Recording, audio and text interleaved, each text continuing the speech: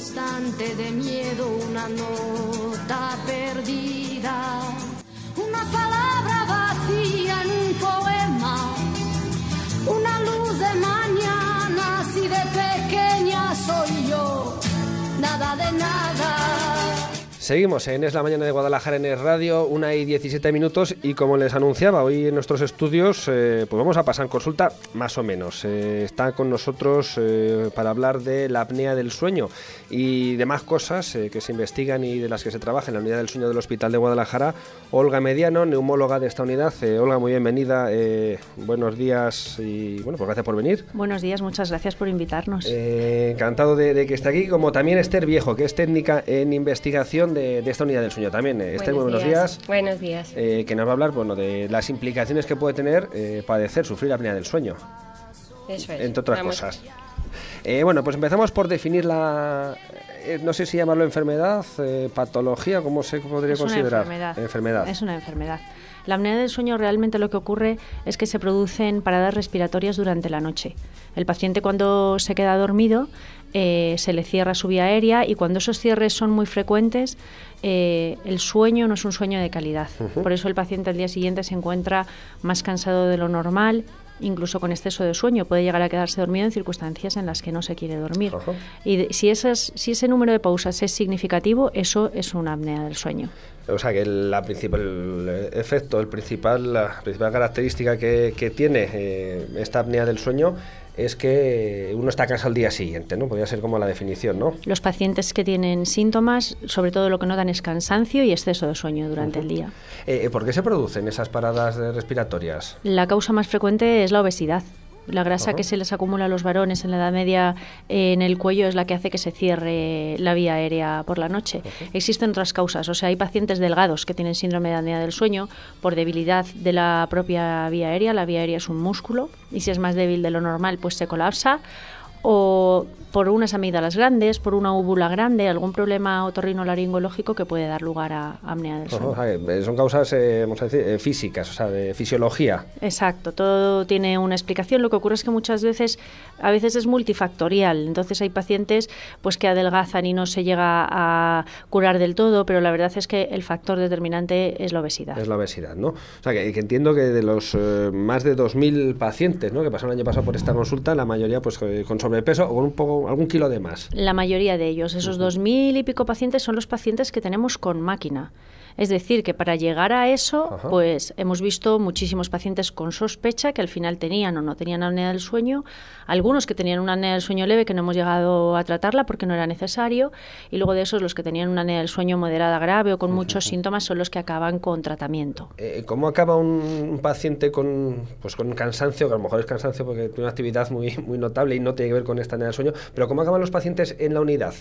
Porque digamos que esto ya es específico después de haber pasado un proceso. Entiendo. La mayoría de los pacientes nos los manda el médico de cabecera por la sospecha, porque existe la pareja pues evidencia que hace que deje de respirar por la noche o porque el paciente no se encuentra bien durante el día.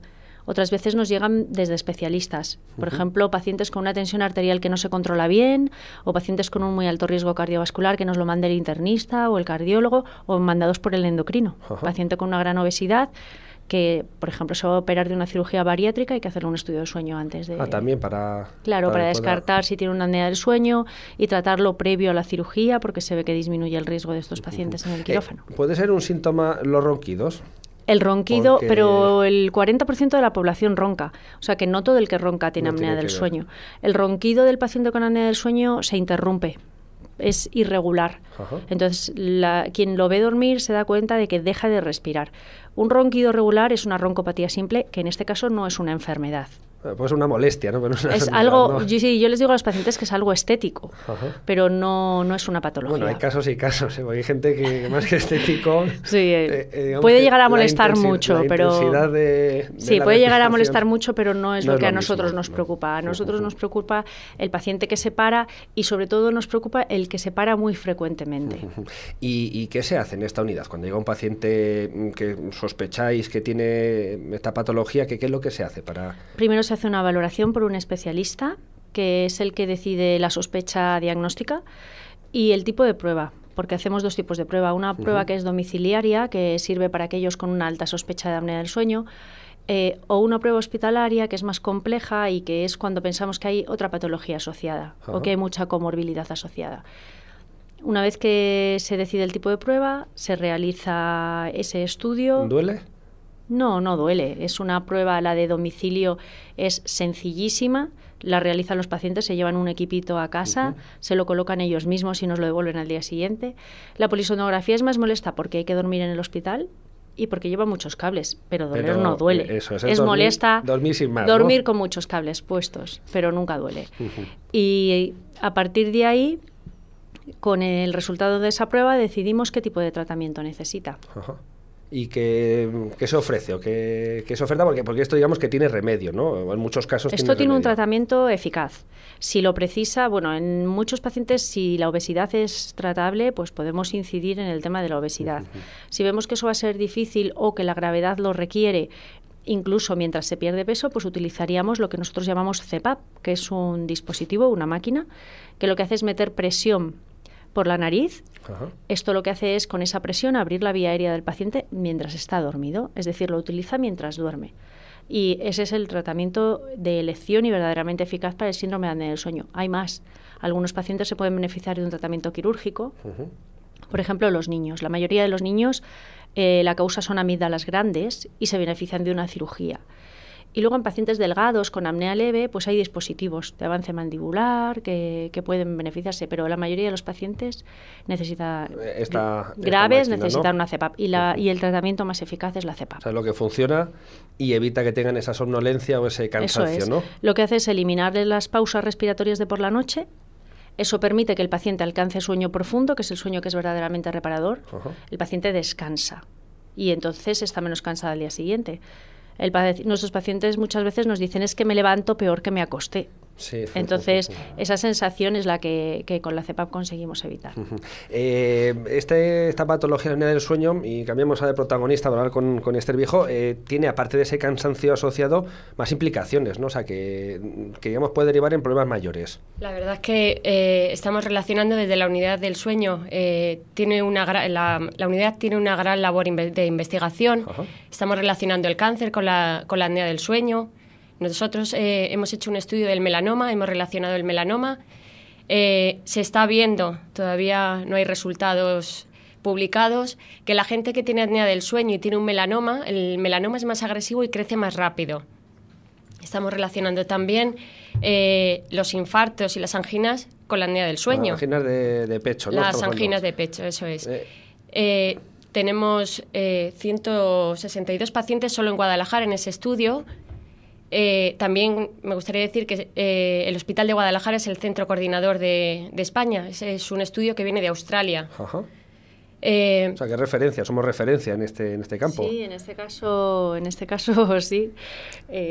Cuando nos lo propusieron, la verdad es que, bueno, pues nos lo pensamos, porque cuando nos proponen coordinar un estudio internacional, que en este momento es el estudio en apnea del sueño más importante a nivel internacional, coordinarlo a nivel nacional, pues pensamos, pero desde Guadalajara. Sí. Y vamos a poder. Y entonces el Sleep Spanish Network, que es quien nos lo planteó, nos dijo, si os lo planteamos es porque pensamos que podéis. Y han sido 4 años de muchísimo trabajo. Lo acabamos de terminar el 31 de diciembre y hemos respirado pues porque ha sido un éxito, porque hemos incluido un montón de pacientes.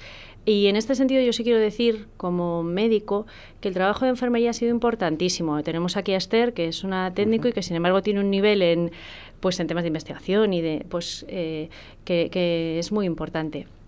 Y recibimos, al finalizar ese proyecto, una felicitación desde Australia diciendo que en muchos años de monitorización no habían encontrado un centro con una calidad de datos como la nuestra. Esto es labor de la enfermería. Entonces yo quiero... Pues medalla que ponemos, quiero hacer una mención a la enfermería porque han trabajado de forma impresionante y son ellos los que se lo merecen.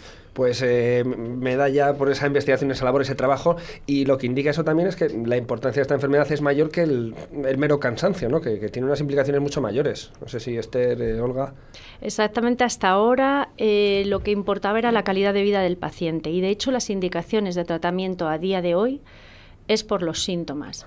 Ya llevamos unos años en los que hay cada vez más evidencia de que no solo es la calidad de vida, sino que puede tener unas implicaciones a largo plazo, como muy bien ha dicho Esther, sobre todo en el ámbito cardiovascular y en los últimos años en el ámbito de la oncología. Entonces, en estos 2 estudios que ella ha mencionado y que justo se acaban de terminar y que a lo largo de 2016 vamos a tener los resultados, se intenta demostrar esto. Si la CEPAP disminuye la mortalidad de estos pacientes o disminuye la agresividad en este caso del melanoma cutáneo, porque es el tumor que hemos elegido. Y esto puede cambiar la forma de tratar y de estudiar a los pacientes. Es decir, que si la CEPAP disminuye la mortalidad de los pacientes con infarto, pues habrá que estudiarles a todos para ver si tienen apnea del sueño o no, y si la tienen habrá que tratarles a todos. Ya, pues hay muchas implicaciones, ¿no? Sí. De algo que parecía que hay gente que lo ha padecido históricamente, ¿no? Y no se le da importancia. Quizá ahora está un poco más de moda o hay más conciencia sobre la importancia del descanso profundo. Bueno, el sueño no ha tenido una gran relevancia. Yo recuerdo que en la universidad me dieron una clase sobre apnea del sueño y punto. Entonces sí que es verdad que la apnea del sueño es una patología relativamente joven y que cada vez se tiene más conciencia, ¿no? Nos queda un minutito. ¿Qué podríamos decir? No sé, la gente que nos escucha, que sospecho que tenga síntomas o en qué debe fijarse o qué tiene que hacer. ¿Cuál es el mecanismo? Lo tienes fácil, Esther, lo digo yo. Esther. Bueno, sobre todo cuando tengan aquellos pacientes que ronquen, pero que les hayan dicho que dejan de respirar por la noche y que tengan un exceso de sueño o de cansancio, si tienen 2 de estos 3 síntomas cardinales, deben ir al médico de atención primaria. Y el médico de atención primaria es el que nos lo remite a nosotros para que podamos ayudarles en lo que podamos, en todo lo que podamos. Además, se hace, bueno, ya no os lo digo contar mis experiencias personales, pero yo soy uno de los pacientes de esta unidad del sueño y la cosa fue fulminante. Yo casi fue un comentario de cotilleo con el médico. Y enseguida me derivo y nada, en cuestión de 2 meses ya estaba yo por allí haciéndome la prueba. Algunos llegan así, efectivamente. Bueno, yo por mi experiencia personal decir que funciona el tratamiento y es eficaz. Y si conseguimos que se adapten, la verdad es que es eficaz. Eso, es que son unas molestias al principio por la dificultad de tener una máquina mientras uno duerme, pero una vez que se acostumbra, coge el sueño rápido, ya se descansa muy profundamente. Es algo aparatoso, pero ahí precisamente este CAIDER está para ayudarles en ese proceso de adaptación y de aprendizaje de la máquina. Muy bien, pues doctora, neumóloga Olga Mediano de esta unidad del sueño del Hospital Universitario de Guadalajara, Esther Viejo, técnica en investigación, pues gracias por venir por nuestros estudios y contarnos en qué consiste el apnea del sueño, qué es y qué problemas puede llegar a inducir. Muchísimas gracias. Gracias a vosotros. La espuma del mar, un grano de sal o de arena, una hebra de pelo, una mano sin duelo.